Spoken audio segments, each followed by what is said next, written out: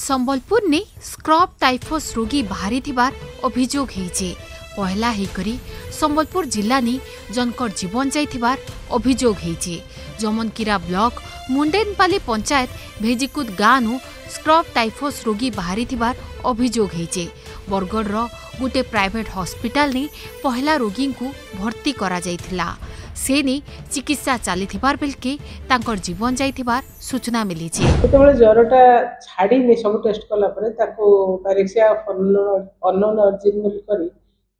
Refer कर to hire centre से जाइछथि विकास आमर ये कौन से त्रिशा हॉस्पिटल से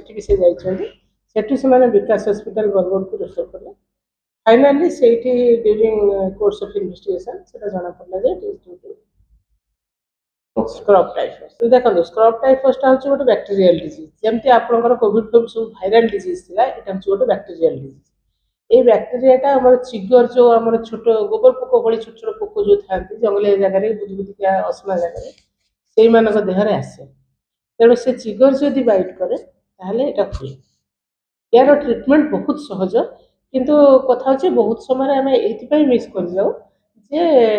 ज्वर होती तो साधारण ज्वर ठंडा ज्वर ये ज्वर आम ट्रिटमेंट करूँ डिले हो जाए अदरवाइज येटार ट्रिटमेंट बहुत सहज आम सिंपल डॉक्सीसाइक्लिन पैरासिटामोल इत्यादि देदेले लोक प्रथम हूँ ज्वर हम देह हाथ लाल पड़ प्रबल माइल्जिया हम मैंने मसल पेन हो देह हाथ घुड़बी प्रबल हम एमतीक जब परिस्थिति आम डिले करदे एनसेफेलाइटिस पेसेंट डेथ संभावना अच्छी सूचना हिसाबे किछि दिन आगनु महिलांकर दिही बिगड़ी थिला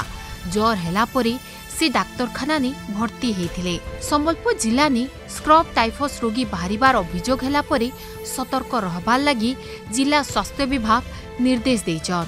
संबलपुर नु देखुथिले तृप्ति पंडांग रिपोर्ट।